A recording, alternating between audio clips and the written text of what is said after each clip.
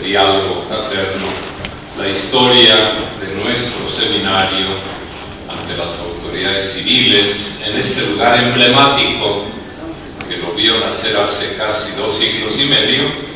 Es algo que pues nuestros antepasados inmediatos no pudieran imaginar. Así se escribe la historia y así debemos interpretarla en la perspectiva de la providencia divina que va llevándonos por caminos insospechados y nos descubre el amor y la sabiduría de un padre que educa a sus hijos también a través de las pruebas para hacernos madurar y asemejarnos a su Hijo que reconcilió y liberó al mundo a través de su gloriosa pasión. Estamos por celebrar la Semana Santa. La historia para los creyentes no es una fatal repetición de acontecimientos que pudieran representarse en una rueda que da vueltas incesantemente sobre el mismo eje, ni menos aún como una serpiente que se envenena a sí misma mordiéndose la cola. Esas son interpretaciones de la historia muy ajenas a nuestra manera de pensar. Más bien, para nosotros, la historia se podría representar como una flecha lanzada por el arquero y dirigida a un blanco que todavía no se alcanza, pero que ya se avisora. En la historia hay un verdadero progreso. Superando hoy, dejando a un lado todo tipo de resentimientos, de amarguras, podemos hacer nuestro el pensamiento de aquellos antepasados que sufrieron ciertamente con fortaleza cristiana el despojo de lo que habían construido con enorme esfuerzo.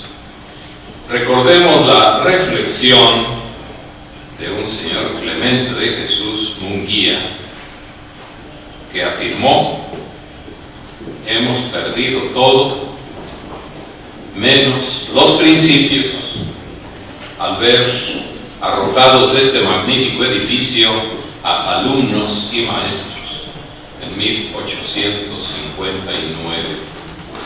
Y pensemos en lo que posteriormente dijo el entonces vicerrector, padre Luis María Martínez, después de la confiscación del seminario de San José en 1914, parodiando ingeniosamente a don Clemente: hemos perdido todo menos el buen humor. He aquí lo esencial, lo que hemos de aprender de la historia, maestra de sabiduría: no perder ni los principios ni el buen humor, sino más bien avanzar en la consolidación de los principios evangélicos de servicio humilde a la sociedad, confiando más en la fuerza de la razón y de la palabra de Dios, basándonos en un testimonio coherente de vida y no tanto en recursos o estrategias humanas. Ciertamente hemos de seguir cultivando la ciencia y las artes, forjando el carácter de nuestros jóvenes con disciplina y esfuerzo.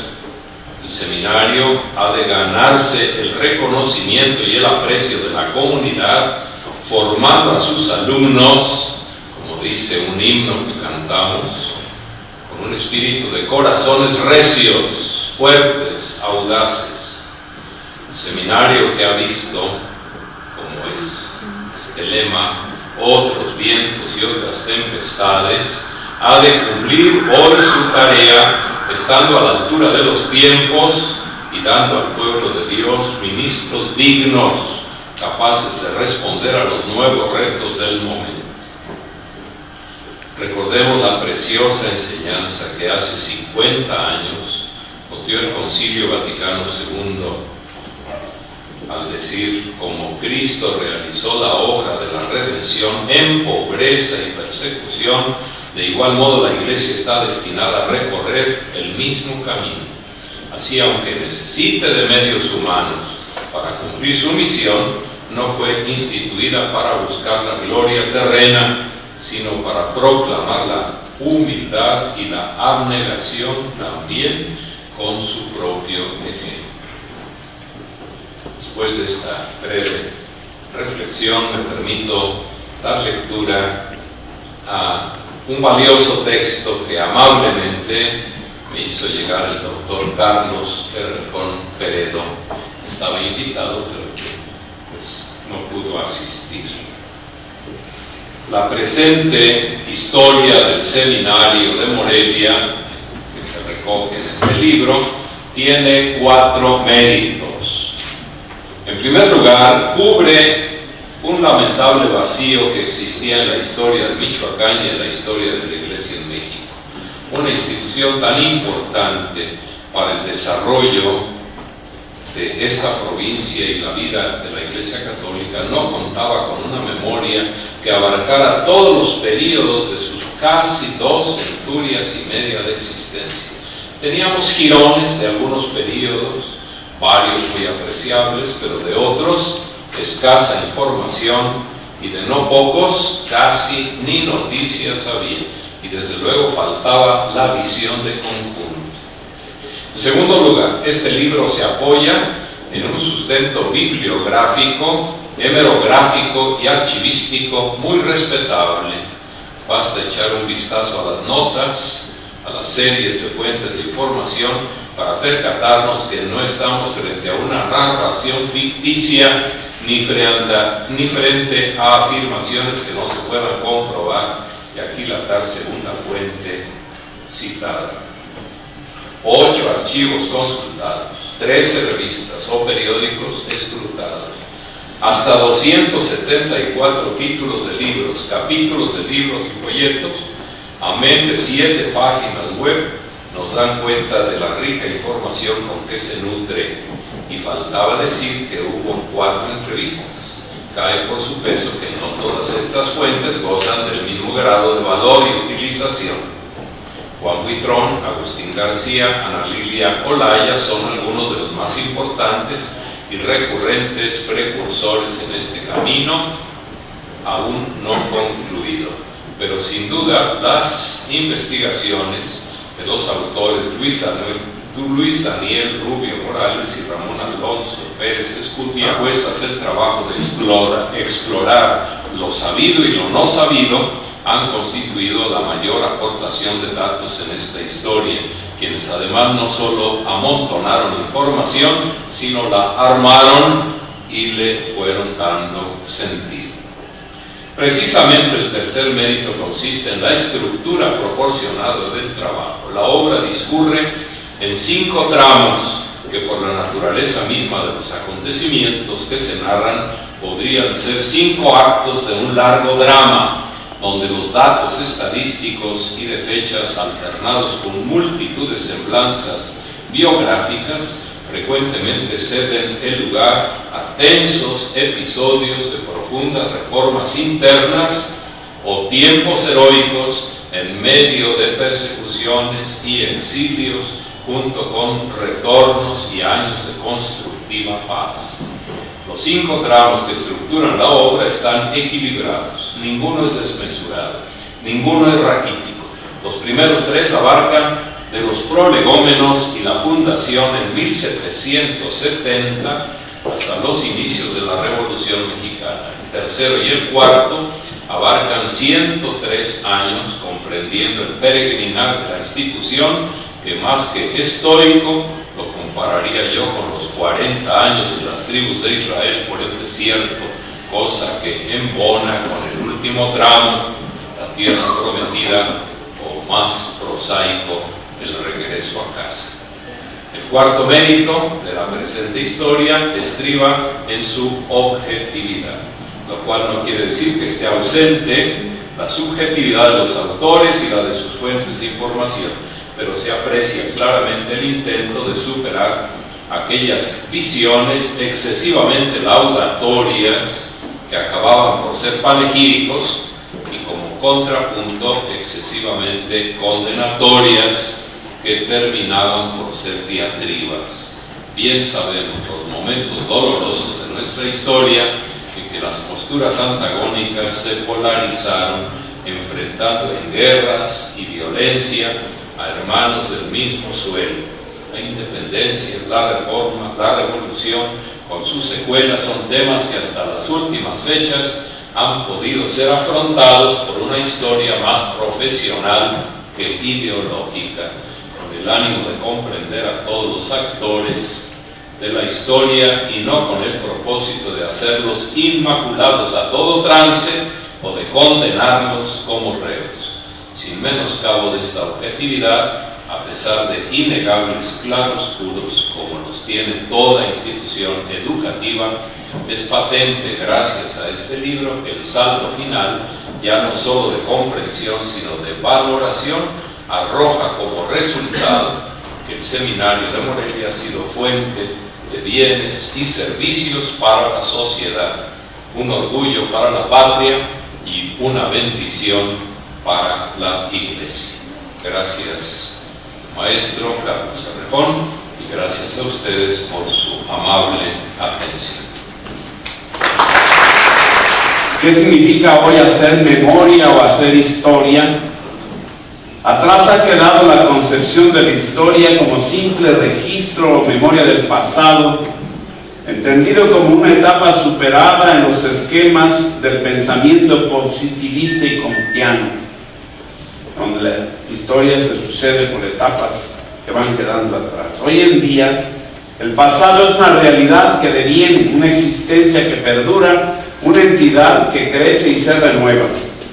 A nuestra personal experiencia podemos adjuntar la importancia de la memoria histórica que permanece en las tradiciones y en las narraciones originales de los pueblos y las culturas. Hoy no se hacen más historias universales, globales, que suprimen los elementos maravillosos de las microhistorias, a las que se da hoy en día un gran valor. Esta nueva concepción de la historia y de la memoria se debe a la filosofía de la historia, a la nueva concepción de la cultura, a la nueva antropología sobre el hombre como un ser en continuo hacerse, también como una nueva visión de la misma religión y de la teología, y como una herencia maravillosa de las culturas indígenas que nos han enseñado a valorar realmente lo que es la memoria histórica. Cuando se tiene la vida enraizada en familias, comunidades, instituciones, uno tiene la impresión de que ha vivido todo en lo que ha vivido. De modo que al hacer historia, vamos teniendo una hermosa sensación de crecimiento, de plenitud, de gozo, y no porque veamos semejanzas o aproximaciones según aquello de que las historias se repiten, sino porque pareciera que el espíritu humano antecede a la propia época. Los latinos decían anima humana quodamudo omnia. El alma, el espíritu humano abarca en cierto modo todo. La historia no se escribe en libros, la llevamos en la conciencia, en el pensamiento, en el corazón, a flor de piel incluso. Cuando alguien se atreve, lo único que puede hacer es removernos el espíritu y la sensibilidad para hacer memoria, para escribirla en caracteres espirituales, para revivirla. Hay de aquellos quizás que se glorían de ser profesionales de la historia, historiadores somos todos. Estas ideas sobre la historia y la memoria pues ya han sido también expresadas por el señor Arzobispo. Tenemos aquí el libro pues que yo también pude pues leer antes de que fuera editado, y por eso les invitaba a considerar a lo largo de esta historia las figuras y los personajes que la fueron construyendo, y en cierto modo ponernos a dialogar con ellos. Así don Pedro Anselmo Sánchez de Tagle y don Francisco Esquivel Vargas párroco de la Piedad, pues a ellos les correspondieron los orígenes, como ya se dijo. Don Cayetano Gómez de Portugal, que fue el primer cardenal nombrado, aunque no recibió el capelo porque ya había fallecido. Don Cayetano Gómez de Portugal y don Mariano Rivas, que fueron quienes le dieron una estructura al seminario conforme a la doctrina y a los lineamientos del Concilio de Trento. Don Clemente de Jesús Munguía y don Pelagio Antonio Labastida y Dávalos, les correspondió a ellos el tiempo de hablar sobre los derechos de la Iglesia a lo largo del siglo XIX. Ahí está todo. Don José Ignacio Árcega y Ruiz de Chávez y don Agustín Abarca. Don José, los primeros casi todos son obispos, los segundos pues o rectores o personajes que llevaron las riendas de esta institución. Don Agustín Abarca, don Francisco Venegas y Galván, en los tiempos del largo episcopado del señor Árcega, que fue de 33 años, una época gloriosa, asentada en San José, donde tuvo una biblioteca tal vez la más abundante que ha tenido en su historia, laboratorios, observatorio astronómico y muchos otros elementos que la hacían verdaderamente una institución de prestigio, pues no solo en la ciudad, sino pues en toda la nación. Ya en épocas más recientes, don Leopoldo Ruiz y Flores y don Luis María Martínez, don Leopoldo Ruiz y Flores, arzobispo, don Luis María Martínez nunca fue rector, pero era realmente el rector, de nombre era vicerrector. Fue tiempo de persecución y también de mística, porque don Luis María Martínez es un místico verdaderamente de altura máxima. Después, don Luis María Altamirano y Bulnes y don Jesús Tirado y Pedraza, ya en nuestros tiempos, fue la restauración, el regreso a Morelia, después de años de andar peregrinando por el Baquí y la Sierra Michoacana. Después, don Román Acevedo Rojas y don Juan Jesús Posadas Ocampo, pues a ellos les tocó la época posterior al Concilio Vaticano II, y naturalmente pues ordenar, acomodar todos los planes de estudio y de estructura del seminario a las nuevas exigencias de la misión de la Iglesia en el mundo de hoy. Después don Estanislao Caraz Figueroa y Carlos Suárez Casas, bueno, aquí presente, tal vez remar más adentro hacia el tercer milenio de nuestro tiempo. Se hizo lo que podríamos llamar una ley orgánica, nosotros le llamamos una ratio fundamentalis, en donde estaba ya encarnada la doctrina del Vaticano II, pues no solo en normas y en leyes o reglamentos, sino sobre todo en planes de formación en todos los órdenes de la vida, por supuesto, especialmente en estudios. Después el señor Alberto Suárez Inda, con varios rectores, Moreno, no recuerdo si fue él o fue el señor Alcaraz, fue mi sucesor para hablar de alguna manera. Pero luego ciertamente el padre Basolto Antonio, el padre Guillermo Reyes y Jesús Hernández, pues a ellos les ha tocado pues los inicios del tercer milenio en este periodo ya es más o menos establecida la ratio fundamental y ¿verdad? La normativa general, pues se ha hecho un trabajo maravilloso de planeación, de organización de los distintos aspectos de la formación mediante planes completos, integrales y a la vez pues sucesivos, ¿verdad? Conforme a la actual pedagogía y la actual psicología, de manera que pues estas personas que de una u otra forma hemos tenido a nuestro cargo esta institución, pues nos ha tocado nuestra respectiva tarea. Es muy interesante observar, y con esto termino, lo que llamo yo aquí en este breve excursus, el seminario en la ciudad del hombre y en la ciudad de Dios. En la ciudad del hombre, bueno, pues el seminario desde fines del siglo XVIII, como ya se dijo, realmente ha vivido en una intercambio con la sociedad, con la nación entera, un intercambio muchas veces dialéctico, pero pues así es como se hace la historia, no en base solamente a un mismo sentido, sino muchas veces en la confrontación. Bueno, pues el seminario ha vivido, imagínense, los tiempos de la independencia, de la reforma, de la revolución, y después los años difíciles del 26 para acá. Y en ese sentido también es muy interesante observar, leer y meditar y las situaciones y las grandes rivalidades que hubo en ese tiempo, bueno, más bien a nivel, pues, ya no tanto ideológico, sino más bien de defensa de derechos y también de rescate de los patrimonios. Valentín Gómez Farías en los tiempos de don Mariano Rivas, de Juárez y Melchor Ocampo, bueno, pues fueron los tiempos de don Clemente Munguía. Después vinieron los tiempos difíciles de Epitacio Huerta y de Gertrudis Sánchez.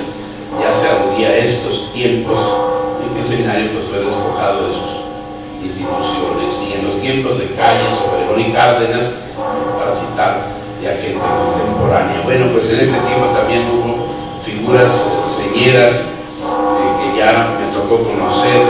Don Fernando Ruiz Solórzano, por ejemplo, ahí había una foto donde le estaban ordenando obispo, el señor Altamirano. Después otros como don Salvador y don Joaquín Campos, el señor Román Acevedo y don José Luz Ojeda, que anduvieron con el seminario en la diáspora, don Antonio Álvarez, y de todo este tiempo de persecución pues tenemos a un santo, el mártir Bernabé de Jesús Méndez Montoña. Es también muy interesante observar pues las casas en las que el seminario tridentino pues, se ubicó. Esta, la primera, después San José, el Carmen de una manera provisional, y finalmente San José de la Montaña, donde yo llegué en el año de 1958. Y luego la Ciudad de Dios. Pues el seminario es una institución al servicio de la Iglesia, al servicio de Dios, al servicio de las almas. Es una institución de una naturaleza muy peculiar que solo se entiende a partir de la fe.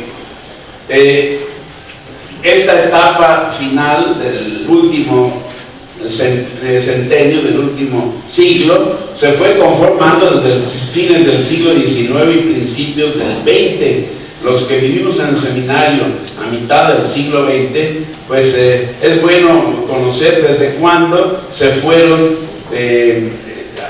por decir así, introduciendo en la vida del seminario, por ejemplo, las entregas de premios desde mediados del siglo XIX, la congregación mariana, el concurso de Santo Tomás, que era siempre un momento de investigación. Desde cuando las visitas en vacaciones a Longarícuaro, que fueron muy importantes en la historia del seminario. Don Ignacio Arcega, para citarlo a él, el arzobispo que más años duró, 33, ordenó 800 diáconos, 746 presbíteros y 6 obispos. Así se va construyendo la ciudad de Dios en la historia del hombre y del seminario del concreto. El camino de la fe, las 5 etapas ya señaladas. Y bueno, pues desde luego el estudio y la profundización de la verdad católica, de la sabiduría, de la cultura cristiana, de la civilización, del reino de Dios, la santidad de vida de muchos de sus miembros, el martirio de algunos y de muchos que aunque no fueron ejecutados, pero estuvieron a punto de serlo, como el célebre don Fernando Ruiz, que fue arzobispo de Mérida, a quien el señor arzobispo conoció y yo casi, ¿verdad? No lo conocí realmente. Estuve a recibir sus despojos mortales cuando yo estaba en Roma, que murió en el trayecto hacia la ciudad eterna. Pues de él se decía que 2 veces se había escapado, habiendo estado ya en el paredón con Fernando Ruiz Solórzano, realmente un héroe del seminario, ¿verdad?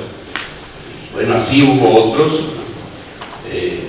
Y desde luego pues la fuerza y el poder de la oración, el cumplimiento de la voluntad de Dios, en fin, todos elementos de orden de la fe, el orden pues, de la vida cristiana, que bueno, absolutamente era la esencia del seminario.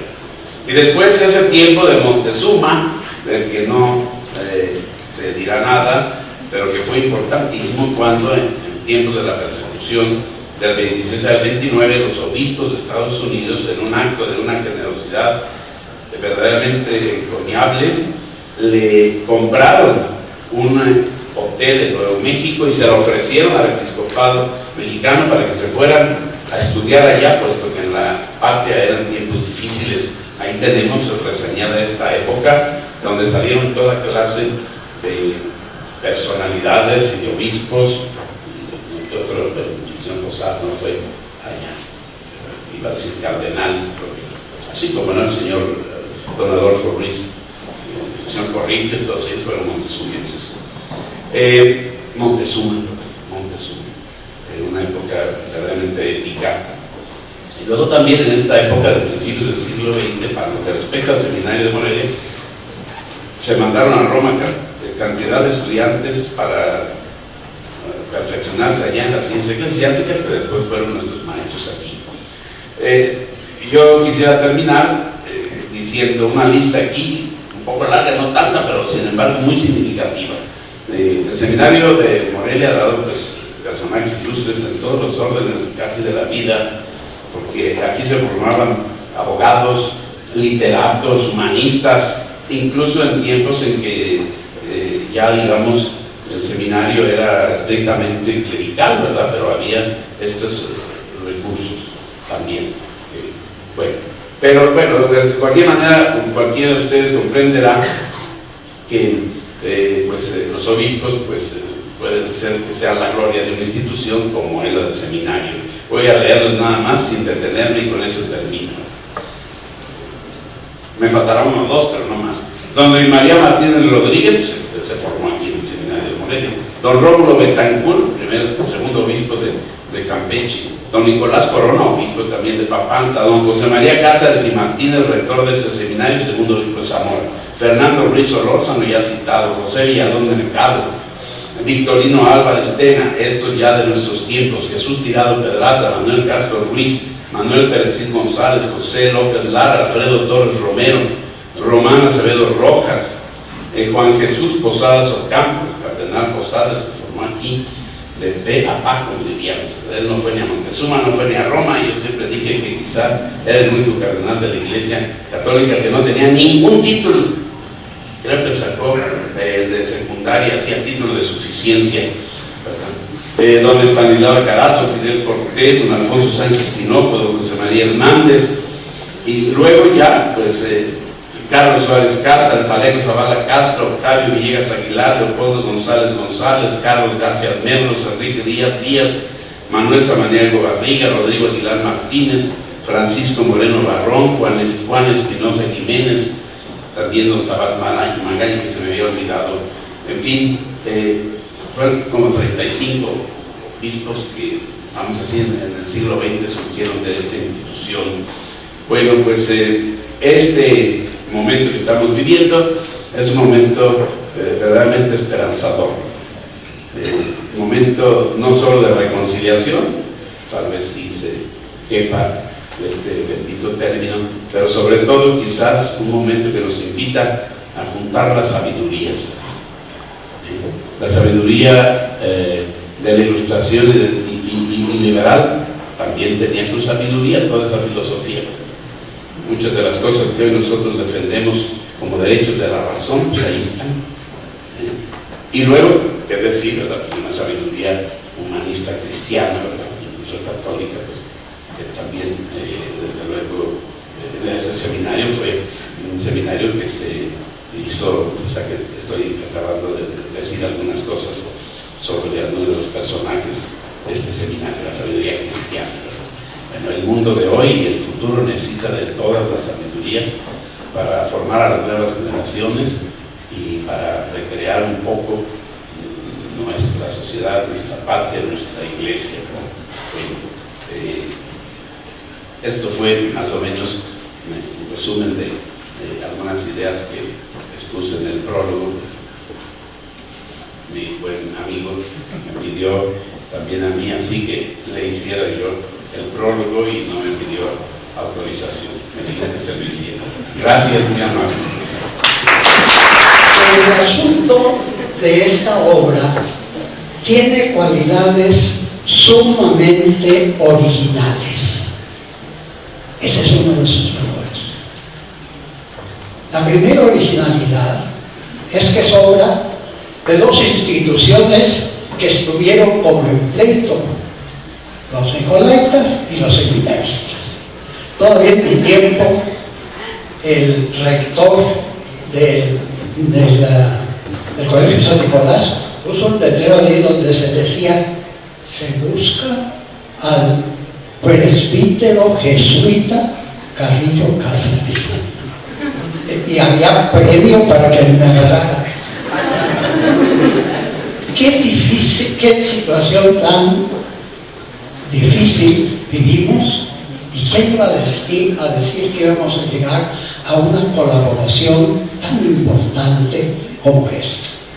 Este libro es obra de un nicolaita y de un seminarista, de un profesor de San Nicolás y de un profesor joven del seminario.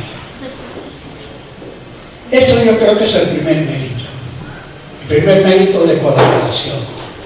El primer mérito de una etapa de amistad después de un largo caminar por un desierto de mutuo desconocimiento. Este es un verdadero valor de la obra. Es una obra institucionalmente compartida por dos grandes colegios. Colegio de San Nicolás, ahora Universidad Michoacana de San Nicolás de Hidalgo, y Seminario Tridentino de Morelia. Cuando yo fui aquí un tiempo profesor del seminario, luego me corrieron. Tuve la dicha de defender un grupo de estudiantes que por colaborar en un periodiquito que yo fundé fueron expulsados de San Nicolás por el regente, de cuyo nombre no quiero abordar. En fin, ¿cómo no vamos a celebrar una obra institucionalmente llevada a cabo por dos instituciones fundamentales de la cultura y de la vida social, política y religiosa de Michoacán? Es la primera obra de una colaboración institucional de este tamaño.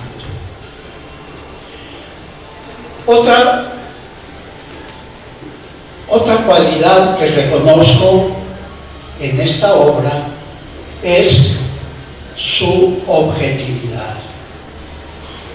Generalmente las órdenes religiosas y las pocas historias que hay de seminarios suelen ser hagiográficas. Parece que todos eran muy santos y no se crean.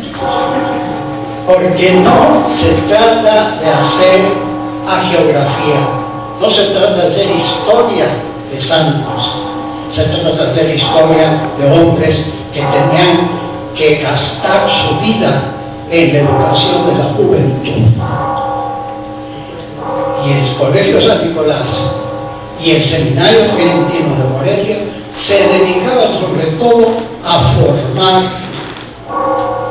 líderes de la cultura, del derecho, de los que ahora llamamos derechos humanos y de una vida digna de vivirse. Por eso el seminario mucho tiempo se dedicó no solamente a formar clérigos, como aquí se ha recordado. El seminario era el principal, junto con el Colegio San Nicolás. Pero en los tiempos difíciles del Colegio San Nicolás, la institución que mejor formaba los abogados de Michoacán era el Seminario Tridentino. Y era una honra ser alumno del seminario, no para la labor eclesiástica, sino para la labor civil.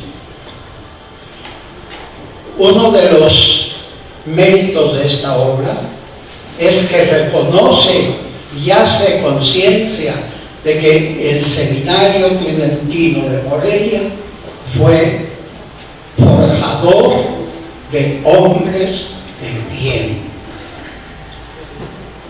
Fue, como escribió acertadamente Agustín García Alcaraz, cuna de la independencia. Había también nicolaitas, pero abundaban los exalumnos de ese seminario tridentino preocupado por la formación de hombres de bien. La otra cualidad que yo reconozco en este trabajo es, junto con la abundancia de fuentes, junto con la abundancia de documentos que a nadie se le habían ocurrido investigar. Esta es la primera obra que acude a los archivos de la Casa de Morelos, es decir, del antiguo obispado de Michoacán. Es quien acude por primera vez a los testimonios escritos que se conservan en el propio seminario. ¿Cuántas veces habíamos trabajado junto con Carlos Cerrejón para que se hiciera la obra de historia del colegio? No faltaron gentes capaces de hacerlo. Algunos de los profesores del seminario, cuando en algunos 20 años fuimos Carlos Cerrejón y Miguel Cáscara, fuimos al seminario, acababa de llegar de Roma un licenciado en historia de la iglesia. Fuimos y dijimos: oye, Manuel, pues es el momento de formar un equipo para hacer un trabajo de investigación y hacer la historia del seminario. Nos mandó a la tierra prometida. No pudimos conseguir nada, ¿no? Ese es un mérito, el haber logrado que con elementos tanto de los investigadores de la Universidad Michoacana de San Nicolás de Hidalgo como del seminario, uno profesional en la materia, el otro joven, pero con una capacidad de trabajo y de dedicación que ya me dan a mí celos a veces de encontrar tanta dedicación para sacar en poco tiempo un trabajo de investigación completa sobre fuentes inéditas, sobre testimonios vivos y sobre todos aquellos que de alguna manera consignaron memorias, como la de uno de mis amigos, Roberto Ramírez, con discípulo mío en Montezuma, que escribió unas memorias de un seminarista. Otros escribieron memorias, pero no se conservan. Uno de los grandes méritos entonces de este trabajo de dos instituciones merece ser reconocido. La obra, como homenaje, digamos, a una alma mater, se está escribiendo con un seminario del que de alguna forma los dos autores han tenido una relación amistosa o una relación ya de ser alumnos. El seminario de Morelia para los dos de alguna manera es un alma mater, una madre nutricia, porque eso de alma no tiene que ver con la que suponemos que traemos adentro. Alma mater es alma nutricia. Bueno, pues los dos trabajan una obra con un espíritu de simpatía. Este es un mérito. No se puede hablar de una propia institución sin ese espíritu de simpatía, que casi es un espíritu de amor, y que por lo tanto tiene su pro y su contra, porque el amor es ciego y a veces no se notan las fallas, ¿verdad? Entonces es muy bonito, pero también es riesgoso. Por eso la obra es una obra de mucha simpatía. Yo hubiera querido unos granitos de sal, pica, así, de crítica. Pero bueno, hay páginas que necesitaban una crítica. Hay una muy bonita que a mí me hace reír un poco, donde dice, y fue de lujo el nuevo grupo de profesores que tomaron las riendas con un nuevo programa en el seminario tridentino. Y comienza con don fulano de tal, profesor de teología. Era un pésimo profesor de teología. Pero bueno, está dicho con mucha simpatía. Con eso hago un poquito de crítica, ¿verdad? Por ahí tengo mis otras cosas que yo tendría que decir, pero me da vergüenza, ¿no? Aquí con los autores. El hecho es que este dicho profesor de teología, ¿saben lo que hacía? Llevaba el Nothing, texto muy conocido de teología. Llamaba a un alumno, ven tú acá, a ver en qué capítulo nos quedamos. Al profesor. A ver, sigue adelante. Entonces ponía al muchacho a leer el Nothing y ya cuando estaban todos aburridos, decía, bueno, ya estuvo bien por ahora, ya tienen ahí la clase. De ese tamaño era lo que allí dice. Y fue un lujo el grupo de profesores. Pues fue un lujo muy pesado. Es decir, es una obra simpática. Es una obra que, para el gusto del historiador, debía ser un poquito más crítica, pero a veces no hay elementos.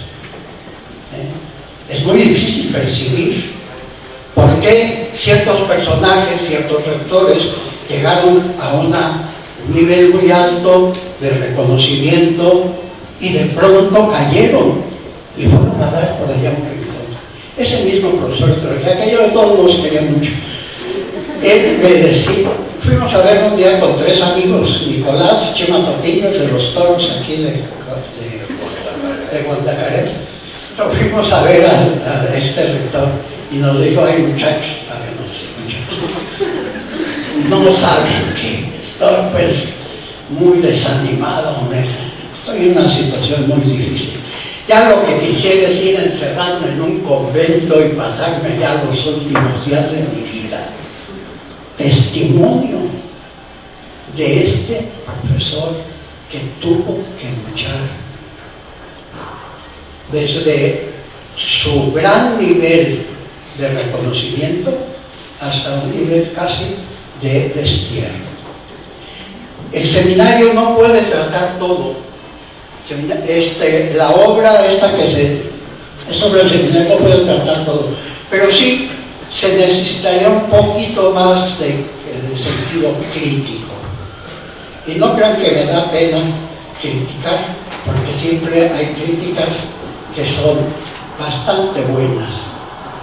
Esta que yo les ofrezco es relativamente buena. De tal manera que creo que esta es una obra que necesita un poquito más del proceso de lo que llamaban don Luis González, fundador del Colegio de Michoacán, deshacerse un poco de la historia de bronce, que es la historia de la exaltación, a una historia más objetiva. Esa sería nada más la parte crítica que yo tendría que hacer con permiso de mis queridos colaboradores en este trabajo. Es un buen trabajo, es una buena obra. Yo le auguro sucesivas ediciones que serán oportunidades para mejorar la calidad. No se necesita, hay veces que no se puede tener todo, no se puede ser perfecto, sobre todo para dejar una obra que digan, ¿le faltó esto o no le faltó? Lo importante es una obra que se ha hecho una obra que hacía falta, una obra institucional y una obra que es todo testimonio de lo que se puede hacer cuando las instituciones que tuvieron una época de mutuo olvido o desconocimiento logran trabajar de común acuerdo para una obra seria de verdadera institución. Muchas gracias.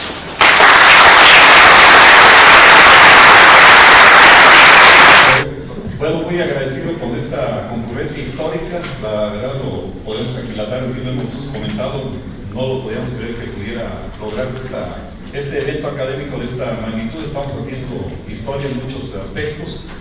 Ya el señor obispo ha destacado algunos, don Carlos Suárez también, el maestro don Alberto Carrillo, que bueno que nos hace esta recomendación.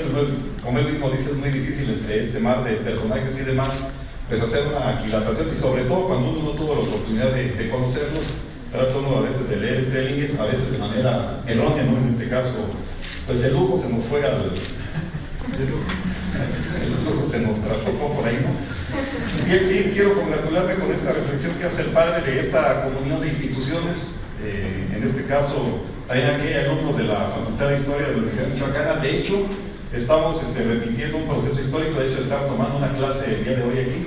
Aquí están mis alumnos de la materia de fuentes documentales para la historia de Michoacán, como también hay alumnos del seminario diocesano. Repetimos un pasaje de la vida académica que tuvo esta ciudad en el siglo XVII, XVIII, cuando ante la escasez de maestros, en algunas ocasiones llegaron a converger alumnos de San Nicolás con los alumnos del colegio seminario para tomar algunas cátedras.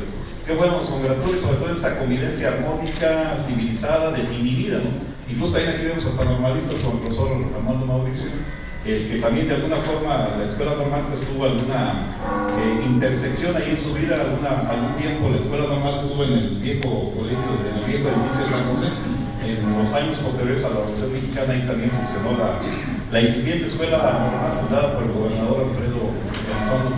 Entonces es toda una confluencia de factores, de eventos. Debemos de congratularnos, debemos de regocijarnos con nosotros mismos de que no todo es malo en nuestro estado como lo demuestran los medios mediáticos y demás. También los michoacanos sabemos convivir, así como se nos achaca que vivimos en pleito eterno y demás. Este evento es una muestra palpable de que actuamos sin prejuicios, sin inhibiciones, y que somos capaces de conjuntar esfuerzos, en este caso en el ámbito de nosotros que es la vida académica, ¿no?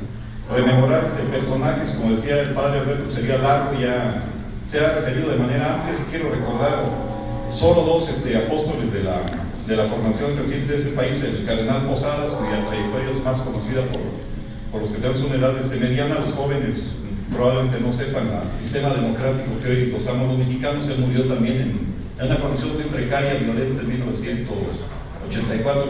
Son de los personajes poco conocidos, pero que también han dado tres a esta institución que ha sido el seminario, que no solo es de la iglesia, como ya lo matizaba los padres Albertos, ha sido también formadora de los cuadros de profesionales, de los médicos, de los abogados que han pasado en algún momento de su historia por estas aulas.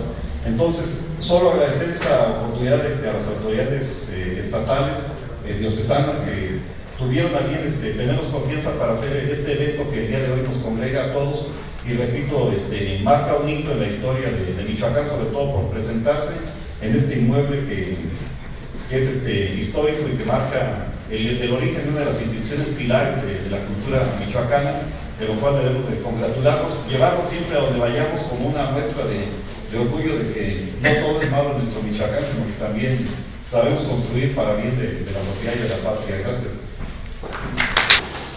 Muchas gracias. Muy buenas tardes a todos. Me siento muy contento y muy agradecido, muy nervioso con la presencia del señor Alberto y del señor Carlos. Me siento piadense con el padre Alberto Carrillo y con don Carlos, que siempre nos vemos casi cada 15 días, con Carlos ahí en la Piedad. Con el padre Carrillo todos los días, en la Eucaristía a las 8 de la mañana. Cuando realizábamos el libro, siempre casi una hora de entrevistas después de que terminaba su Eucaristía. Es Dios quien siembra en el terreno del hombre, quien ilustra su entendimiento, quien mueve su voluntad, Quien ayuda, lo levanta, le da fuerzas, le concede el que obre lo bueno. Sin su gracia divina no seríamos capaces de nada. El hombre mira solo la superficie y Dios solo penetra el corazón. Es lícito afirmar que el Seminario Diocesano de Morelia ha sido un gran colegio, como le decía el padre Juan Bautista Buitrón, citando también a don Ateneo Jiménez Silva, sin haber sido indigno de su pasado, ha sido digno del presente. Agradezco a Monseñor Alberto Suárez Cinda, a Monseñor Carlos Suárez Cázares, al padre Alberto Carrillo, verdaderos padres para el seminario, verdaderos padres para la diócesis, hombres que aman con toda la ternura de su alma nuestra casa. Por sus palabras tan llenas de sabiduría y de experiencia, pero sobre todo tan llenas de amor. Agradezco también del cielo al padre Jesús Díaz de Uribe. Ellos saben de la institución tan grande a la que nos estamos refiriendo, de la escuela del bien decir y del buen obrar, de la institución que ha forjado hombres que han y seguirán siendo la honra y la pres, como lo son ellos para nuestra arquidiócesis, para nuestra nación. Agradezco al gobierno del Estado, al señor gobernador licenciado Fausto Vallejo Figueroa, al señor Santiago Tapia, que hayan aceptado la propuesta de que se presentara esta obra en este severo y elegante edificio, y a no dudarlo, una de las mejores construcciones de la ciudad de Morelia. Un verdadero palacio, distraído desde hace muchos años con el fin para que fue instituido. No ha dejado de ser palacio, y así le llaman a un palacio de los poderes del Estado, donde en sus orígenes fuera el Pontificio y Real Colegio Seminario Tridentino del Príncipe de los Apóstoles, el señor San Pedro. Saludo con mucha alegría al doctor Ramón Alonso Pérez Escutia, quien fue la fuerza para que se lograra este proyecto. Gracias por su amistad, su comprensión y su apoyo. Agradezco a Dios, a mi familia, a mis papás aquí presentes, a mi familia Pérez González, su esposa, sus hijas del doctor. Agradezco a mi seminario, que me formó durante 14 años, a mis formadores, presentes el Padre Trino, que han puesto su inteligencia y todo su corazón al servicio del seminario. Juntamente a mis compañeros, estaba aquí alguno presente, amigos sacerdotes, agradezco su presencia de cada uno de ustedes. Fue el Sagrado Concilio de Trento quien, con la asistencia del Divino Espíritu, proveyó a la educación de la juventud, mandado que para ella en todas las diócesis se erigiera uno o más seminarios, que se recogieran jóvenes que, formados según todas las máximas de religión, instruidos en los mejores y más útiles conocimientos, fueran alguna vez la luz que ilustrara los pueblos y la sal que los fecundara. Se erigió aquel seminario para educación de la juventud de ese obispado, formación de ministros que sirvan en sus iglesias. Pero fue Dios quien manifestó su omnipotencia para que se pusiera la primera piedra en este lugar, como lo menciona Óscar Macín. Se consiguió un amplio terreno enfrente de la catedral, sobre la calle Real, y fue aquella fría mañana del 18 de enero de 1761, en el centro de Valladolid, coincidiendo con la Sagrada Cátedra en Roma del Príncipe de los Apóstoles, cuando se colocó la primera piedra fundacional del seminario. Y 9 años después, 23 de enero de 1770, don Pedro Anselmo inauguraba solemnemente la casa y colocaba la primera beca sobre los hombros del primer alumno. Cuando Monseñor Alberto Suárez daba las palabras de agradecimiento en la misa del jubileo episcopal aquel 20 de diciembre del 2010, en la que participé como diácono, hacía mención, y después de 3 años siguieron resonando esas palabras tan profundas y que dejaron huella para que este libro llegara a su término. Decía él: al enviarme como arzobispo de Morelia, el Santo Padre Papa Juan Pablo II me pidió que cuidara del seminario. Hoy puedo dar testimonio, señor arzobispo, y decir sin temor a equivocarme que usted ha cuidado de este corazón de la diócesis. Y ha cuidado no solamente de su casa, de tener excelentes y factibles instalaciones, sino sobre todo buenos formadores y maestros, entre ellos al doctor Ramón Alonso Pérez Escutia, actual catedrático de Historia en el seminario. Y ahora este libro, donde se tiene presente la historia de lo que ha sido nuestro seminario diocesano de Morelia. Y como lo dice don Carlos en el prólogo y en su presentación, miles han pasado por el seminario, pero no hemos pasado del todo. El seminario de Morelia nos ha hecho contemporáneos a todos. Nos congrega y nos reúne a todos, como en esta tarde, fiesta de la Anunciación del Señor. Nos identifica a unos y a otros. Habíamos añorado los que nos hemos formado en esta casa de una historia en nuestro seminario. Y es verdad que no sabíamos lo que decíamos. Quisiéramos un libro donde estuvieran reseñados todos los acontecimientos, enfilados todos los personajes, apuntados todos los hechos, documentada toda la vida. Pero sabemos que esto es imposible. Cada uno de nosotros, desde don Carlos, ha dejado huella, ha hecho historia en esta casa, es parte de ella, porque la historia, como ha dicho, la llevamos en nuestra conciencia y en nuestro corazón, incluso a flor de piel. Nuestra historia está marcada por glorias, persecuciones, despojamientos, renacimientos, diásporas, exilios, consolaciones y regresos. Nuestro seminario de Morelia sigue siendo un pueblo en camino, una comunidad en evolución, una porción de la iglesia hacia el reino. El seminario de Morelia sigue transmitiendo la verdad católica y la cultura cristiana. El seminario de Morelia ha edificado la ciudad del hombre conforme a los planos de la ciudad de Dios. El seminario es amado por todos los que nos hemos formado allí. Ya lo decía también don Alberto en su carta pastoral de sus 25 años de episcopado, cuando se refería a los alumnos del seminario. Amemos nuestra casa y que siga forjando hombres que sean la honra y pres de nuestra diócesis y de nuestra patria. Amemos nuestra historia para seguir siendo luz de hoy. El doctor Ramón Alonso Pérez Escutia, con toda su trayectoria académica, con su amplia experiencia, quiso que se emprendiera ese estudio integral. Una investigación bien fundada en fuentes con riqueza de ilustraciones que la acompañarán y que son un vivo testimonio de hombres y lugares que han forjado esa historia. Esta hermosa obra llega hoy a cada uno de ustedes. Ha sido hecha con dedicación y con mucho amor. Pedimos perdón de los errores o omisiones y de las faltas. Quizá faltó el auxilio de un corrector de estilo. Quizá faltaron datos, fechas o acontecimientos. Pero que esa historia siga ayudando para que el seminario siga siendo ese foco de luz que ilumine muchas inteligencias, siga siendo ese dulce hogar que caliente muchos corazones. Por esta historia, el seminario de Morelia, el glorioso colegio de don Pedro Anselmo y don Clemente de Jesús Munguía, reflorezca de nuevo en nuestra ciudad para honor de la patria y de la iglesia, y que siga siendo ese timbre de gloria purísima para nuestra arquidiócesis. Los ventos vi, alias Coahuichelas, he visto otros vientos y otras tempestades. Marco Tulio Cicerón. Muchas gracias.